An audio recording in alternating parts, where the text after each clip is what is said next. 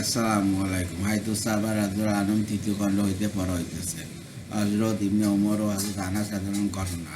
আসেম ইবনে মুহাম্মদ রহমতুল্লাহ নিজের পিতা হইতে বর্ণনা করেন, হযরত ইবনে ওমর রাদিয়াল্লাহু আনহু যখন রাসূলুল্লাহ সাল্লাল্লাহু আলাইহি ওয়াসাল্লামের কথা আলোচনা করিতেন তখন তার চক্ষুদ্বয় হইতে অশ্রু গড়াইয়া পড়িত এবং তিনি কাঁদিতে আরম্ভ করিতেন। মুসানা ইবনে সাইদ রাজে রহমতুল্লাহ বলেন, আমি হযরত আনাস ইবনে মালিক রাদিয়াল্লাহু আনহুকে বলিতে শুনিয়াছি যে আমি প্রতি রাতে আমার হাবিব সাল্লাল্লাহু আলাইহি সাল্লামকে স্বপ্ন দেখিয়া থাকি, আর এই কথা বলিয়া তিনি কাঁদিতে আরম্ভ করিতেন। রাসূলুল্লাহ সাল্লাল্লাহু আলাইহি সাল্লামের শানে গালমন্দকারীদের সাহাবা রাদিয়াল্লাহু আনহুদের প্রহার করা। গারাফা কিন্দি রাদিয়াল্লাহু আনহু শহীদ হযরত আমর ইবনে আস রাদিয়াল্লাহু ঘটনা। হযরত কাব ইবনে আলকামা রহমতুল্লাহ বলেন, হযরত গারাফা ইবনে হারেস কিন্দি রাদিয়াল্লাহু আনহু নবী করিম সাল্লাল্লাহু আলাইহি সাল্লামের একজন সাহাবী। তিনি একজন খ্রিস্টানকে দেখিলেন নবী করিম সাল্লাল্লাহু আলাইহি সাল্লামকে গালমন্দ করিতেছে। তিনি তাকে এমন মারিলেন যে তার নাক ভাঙিয়া গেল। এই বিষয়টি হযরত আমর ইবনে আস রাদিয়াল্লাহু সামনে পেশ হইল। হযরত আমর রাদিয়াল্লাহু আনহু হযরত গারাফা রাদিয়াল্লাহু আনহুকে বলিলেন, আমরা তো তাদেরকে নিরাপত্তা দেওয়ার অঙ্গীকার করিয়াছি।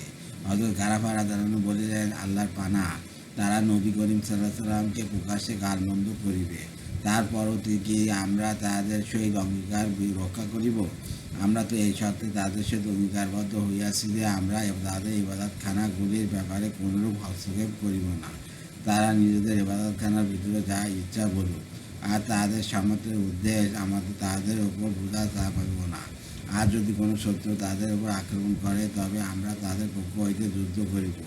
তাদের শরিয়াতের হুকুম আহকামের ব্যাপারে আমরা কোনো হস্তক্ষেপ করিব না। যদি আমাদের হুকুম আহকামের উপর রাজি হইয়া আমাদের নিকট ফয়সালার জন্য আসে, তবে আমরা আল্লাহ ও রাসূলের হুকুম অনুসারে তাদের ব্যাপারে ফয়সালা করিব। আর যদি তাদের বিষয়ে তারা আমাদের নিকট পৃথক থাকিতে চায়, তবে আমরা তাদের বিষয়ে কিছুই বলিব না। হযরত আমর রাদিয়াল্লাহু আনহু বললেন, তুমি ঠিক বলিয়াছ। হযরত গারাফা ইবনে হারেস রাদিয়াল্লাহু আনহু নবী করিম সাল্লাল্লাহু আলাইহি সাল্লামের একজন সাহাবী ছিলেন এবং হযরত ইকরামা ইবনে আবি জাহল রাদিয়াল্লাহু আনহু এর সঙ্গে মুরতাদের বিরুদ্ধে যুদ্ধ করিয়াছিলেন। তিনি মিশরের এক খ্রিস্টানের নিকট দিয়া যাইতেছিলেন, যার নাম মানাজাকুন ছিল। তিনি তাকে ইসলামের দাওয়াত দিলেন। সে নবী করিম সাল্লাল্লাহু আলাইহি সাল্লামকে মন্দ বলিল। হযরত গাফর রাদিয়াল্লাহু আনহু তাকে মারিলেন। হযরত আমর ইবনে আস রাদিয়াল্লাহু আনহুর নিকট উহার বিচার গেল। তিনি হযরত গাফর রাদিয়াল্লাহু আনহুকে ডাকিয়া বলিলেন, আমরা তো তাহাদের সহিত নিরাপত্তা প্রদানের অঙ্গীকার করিয়াছি। বাকি অংশ পূর্বোক্ত হাদীস অনুযায়ী বর্ণিত হইয়াছে। অপর এক রিওয়ায়াতে হযরত কাব ইবনে আলকামা রহমতুল্লাহ হইতে বর্ণিত হইয়াছে যে হযরত গারাফা ইবনে হারেস কিন্দি রাদিয়াল্লাহু আনহু নবী করিম সাল্লাল্লাহু আলাইহি সাল্লামের একজন সাহাবী ছিলেন। তিনি এক ব্যক্তির নিকট দিয়া যাইতেছিলেন, যার সহিত নিরাপত্তা চুক্তি হইয়াছিল। হযরত গারাফা রাদিয়াল্লাহু আনহু তাকে ইসলামের দাওয়াত দিলেন। সে নবী করিম সাল্লাল্লাহু আলাইহি সাল্লামকে গালমন্দ করিল। তিনি তাকে কতল করিয়া দিলেন। হযরত আমর ইবনে আস রাদিয়াল্লাহু আনহু বললেন, নিরাপত্তা চুক্তির কারণে ইহারা আমাদের পক্ষ হইতে নিশ্চিন্ত ছিল। তুমি তাকে কতল করিয়া চুক্তি ভঙ্গ করিয়াছ। হযরত গারাফা রাদিয়াল্লাহু আনহু বললেন, আমরা তাদের সহিত এইভাবে কোনো নিরাপত্তা চুক্তি করি নাই যে তারা আল্লাহ ও তার রাসূলের ব্যাপারে গালমন্দ করিয়া আমাদেরকে কষ্ট দিবে। রাসূলুল্লাহ সাল্লাল্লাহু আলাইহি ওয়াসাল্লামের আদেশ পালন করা। হযরত উরওয়া রাদিয়াল্লাহু ইবনে জুবাইর রাদিয়াল্লাহু আনহু বলেন, রাসূলুল্লাহ সাল্লাল্লাহু আলাইহি ওয়াসাল্লাম হযরত আব্দুল্লাহ ইবনে জাহশ রাদিয়াল্লাহু আনহুকে নাখলা নামক স্থানে পাঠালেন এবং বলিলেন, তুমি সেখানে যাও এবং কুরাইশদের খবর লইয়া আসো। রাসূলুল্লাহ সাল্লাল্লাহু আলাইহি ওয়াসাল্লাম তাহাকে যুদ্ধ করার হুকুম দেন নাই। এই ঘটনা অশহরে হুরুম অর্থাৎ যে মাসগুলোতে কাফেররা যুদ্ধ করিত না, সেই মাসের মধ্যে ছিল। রাসূলুল্লাহ সাল্লাল্লাহু আলাইহি ওয়াসাল্লাম তাহাকে কোথায় যাইতে হইবে তা বলেন নাই, বরং তাহাকে একখানা বন্ধ চিঠি দিয়া বলিলেন, 2 দিনের পথ চলার পর এই চিঠি খুলিয়া দেখিবে এবং উহাতে আমি তোমাকে যে কাজের হুকুম দিয়াছি তা পালন করিবে। চিঠি পড়ার পর নিজের সঙ্গীদের কাউকে তোমার সহিত সম্মুখে যাওয়ার জন্য বাধ্য করিবে না। তিনি 2 দিন চলার পর চিঠি খুলিয়া উহা পাঠ করিলেন। উহাতে লেখা ছিল যে, তুমি এখান হইতে অগ্রসর হইয়া নাখলা নামক স্থানে পৌঁছাইবে এবং কুরাইশদের ব্যাপারে যে সমস্ত খবরাখবর পাও তা লইয়া আমার নিকট ফিরিয়া আসিবে। চিঠি পড়িয়া হযরত আব্দুল্লাহ ইবনে জাহশ রাদিয়াল্লাহু আনহু নিজের সঙ্গীদেরকে বলিলেন, আমি তো আল্লাহ ও রাসূলের কথা মানিব ও শুনিব। তোমাদের মধ্য হইতে যে কেউ সাহায্যে আগ্রহ রাখে সে আমার সঙ্গে যাইতে পারে। আমি নবী রাসূলুল্লাহ সাল্লাল্লাহু আলাইহি ওয়াসাল্লামের আদেশ পালন করিব। আর যার আগ্রহ নাই সে ফিরিয়া যাইতে পারে। কেন রাসূলুল্লাহ সাল্লাল্লাহু আলাইহি ওয়াসাল্লাম আমাকে তোমাদের কাউকে বাধ্য করিতে নিষেধ করিয়াছেন। সকলেই তাহার সহিত নাখলাতে গেলেন, কেউ ফেরত আসেন নাই। তারা যখন বুহরানে পৌঁছাইলেন তখন হযরত সাদ ইবনে আবি আক্কাস রাদিয়াল্লাহু আনহু হযরত উতবা ইবনে গাজওয়ান রাদিয়াল্লাহু আনহু উট হারাইয়া গেল, যার উপর তারা উভয় পালাক্রমে আগ্রহণ করিতেন। তারা উট তালাশ করিতে যাইয়া পিছনে পড়িয়া গেলেন। অন্যান্যরা অগ্রসর হইয়া নাখলাসে পৌঁছাইয়া গেলেন। আমর ইবনে হাজরামি ও হাকাম ইবনে কায়সার ও ওসমান ইবনে আবদুল্লাহ ও মুগিরা ইবনে আবদুল্লাহ তাদের নিকট দিয়া অতিক্রম করিল।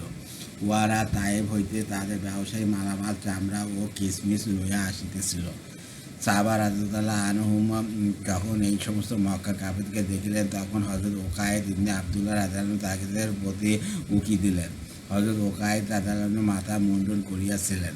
কাফেররা তাকে মাথা মুণ্ডন দেখিয়া নিজেদের মধ্যে বলাবলি করিল, উহারা উমরা পালনকারী, উহাদের পক্ষ হইতে তোমাদের ভয়ের কিছু নাই। সেই দিন রজব মাসের শেষ দিন ছিল। এই মাস সেই পবিত্র 4 মাসের মধ্যে এক মাস, যে মাসগুলিতে আরবে কাফেররা পরস্পর যুদ্ধ বিগ্রহ করিত না।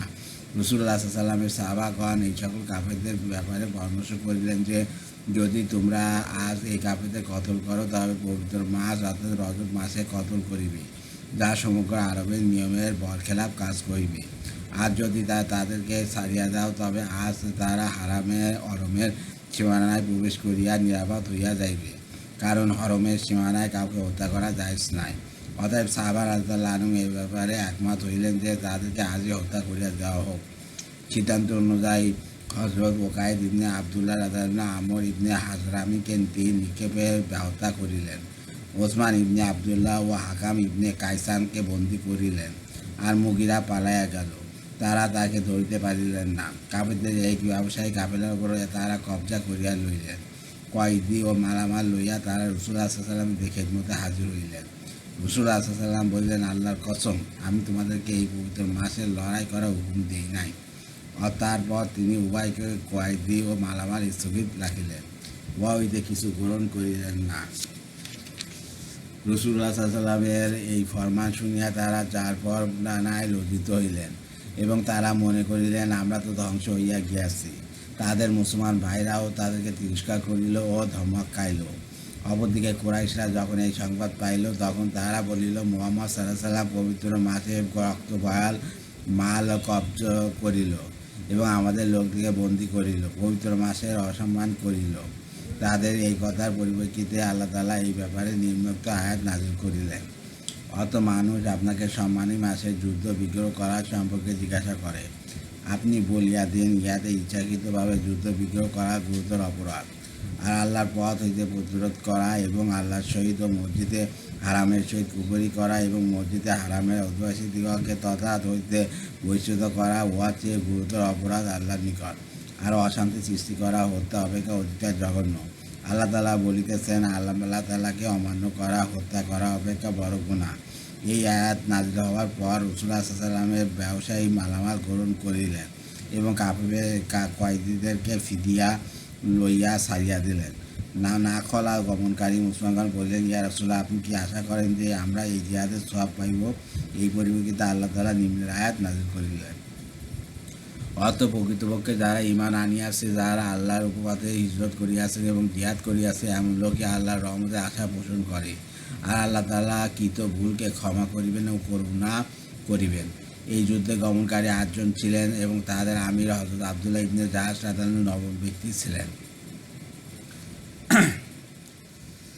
হযরত জুনদুব ইবনে আবদুল্লাহ রাদিয়াল্লাহু আনহু বলেন, রাসূলুল্লাহ সাল্লাল্লাহু আলাইহি ওয়াসাল্লাম একটি জামাত পাঠাইলেন এবং হযরত উবাইদা ইবনে হারিস রাদিয়াল্লাহু আনহু ওয়াজ আমির নিযুক্ত করিলেন।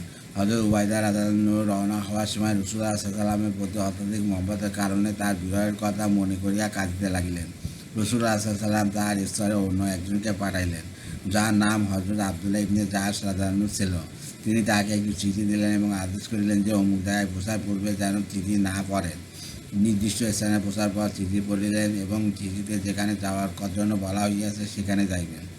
তিনি ইহাও বলিয়াছেন যে নিজের সঙ্গীদের কাউকে তাহার সহিত সম্মুখে যাওয়ার জন্য বাধ্য করিবে না। হযরত আব্দুল্লাহ ইবনে জাহাশ রাদিয়াল্লাহু আনহু আদিষ্ট স্থানে পৌঁছার পর চিঠি পড়িলেন এবং চিঠি পড়িয়া ইন্না লিল্লাহি ওয়া ইন্না ইলাইহি রাজিউন পড়িলেন এবং বলিলেন, আমি তো আল্লাহ ও তার রাসূলের কথা শুনিব এবং মানিব। তাহার সঙ্গীদের মধ্য হইতে 2 ব্যক্তি ফিরে আসিলেন এবং বাকি সকলেই তাহার সহিত সম্মুখে গেলেন। তারা ইবনে হাজরামিকে পাইয়া তাহাকে হত্যা করিলেন। এই ঘটনা রজব মাসে ঘটিয়াছে, না জমাদিয়া সানিতে ঘটিয়াছে তা জানা যায় নাই। মুশরিকরা বলিল, মুসলমানগণ সম্মানিত মাসে অর্থাৎ রজব মাসে হত্যা করিয়াছে। এই পরিপ্রেক্ষিতে নিম্নের আয়াত নাযিল হইয়াছে। উক্ত আয়াত নাযিল হওয়ার পর মুসলমানরা বলতে লাগিল, যদিও এই জামাত ভালো কাজ করিয়াছে, কিন্তু তাহারা কোনো সওয়াব পাইবে না। তাহার এদের এই কথার উপর নিম্নের আয়াত নাযিল হইল। আল্লাহ।